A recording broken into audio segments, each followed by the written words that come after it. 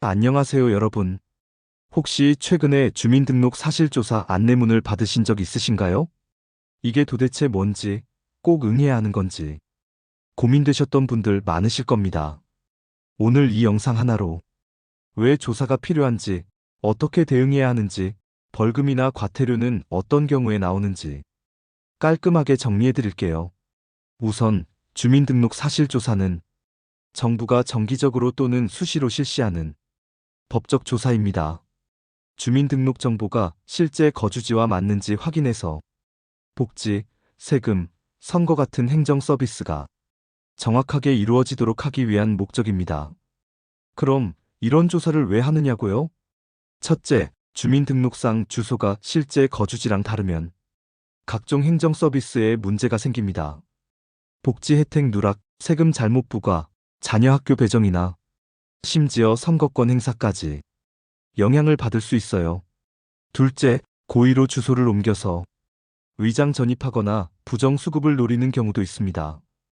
이런 허위 신고를 적발하고 국민의 정당한 권리를 보호하기 위해 사실조사가 꼭 필요합니다. 조사 대상은 누구일까요? 주민등록이 되어 있는 국민 모두가 대상입니다. 그리고 조사는 다음과 같은 내용을 중심으로 이루어집니다. 주민등록상 주소지에 실제로 살고 있는지, 전입신고를 안 한 경우는 없는지, 출생이나 사망신고가 빠진 건 없는지, 세대 구성원 정보가 제대로 등록되어 있는지, 거주 불명 등록된 사람이 실제로 살고 있는지 등입니다. 조사 절차는 어렵지 않습니다. 먼저 지자체에서 조사 계획을 발표하고 이후에는 읍면동 공무원이나 통장님이 집으로 방문하게 됩니다. 이때는 신분증이나 거주 사실을 확인할 수 있는 서류를 요청할 수도 있습니다. 만약 실제 거주와 등록 정보가 다르거나 신고가 누락된 게 발견되면 수정 요청 안내문이 발송되고요. 기한 내에 정정하지 않으면 과태료나 벌금이 부과될 수 있습니다.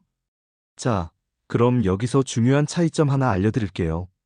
과태료와 벌금 비슷해 보여도 완전히 다릅니다. 먼저, 과태료는 행정처분입니다. 전과 기록은 남지 않아요. 이사 후 전입신고를 안 했거나 출생 사망 신고를 기한 내에 하지 않은 경우, 세대주 변경 같은 변동사항을 신고하지 않았을 경우, 그리고 조사원의 방문에 정당한 사유 없이 협조하지 않거나 거부한 경우에도 해당됩니다.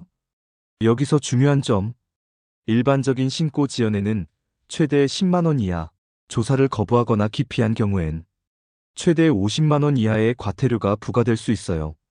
반면에 벌금은 형사처벌입니다. 전과 기록이 남고 상황에 따라 징역형까지 받을 수 있어요. 예를 들어 실제 살지도 않으면서 주소만 옮긴 경우, 자녀 학교 배정을 노리고 위장 전입을 한 경우, 공무원에게 허위 정보를 제공해 주민등록부를 속인 경우, 이런 고의적인 위반은 주민등록법에 따라 3년 이하의 징역 또는 3천만 원 이하의 벌금형에 처해질 수 있습니다. 그럼 우리는 어떻게 해야 할까요? 방법은 간단합니다. 이사 후에는 14일 이내에 전입신고, 출생이나 사망은 1개월 이내 신고, 세대 구성 정보가 바뀌면 즉시 정정, 조사원이 방문했을 땐 성실하게 응대해 주시면 됩니다.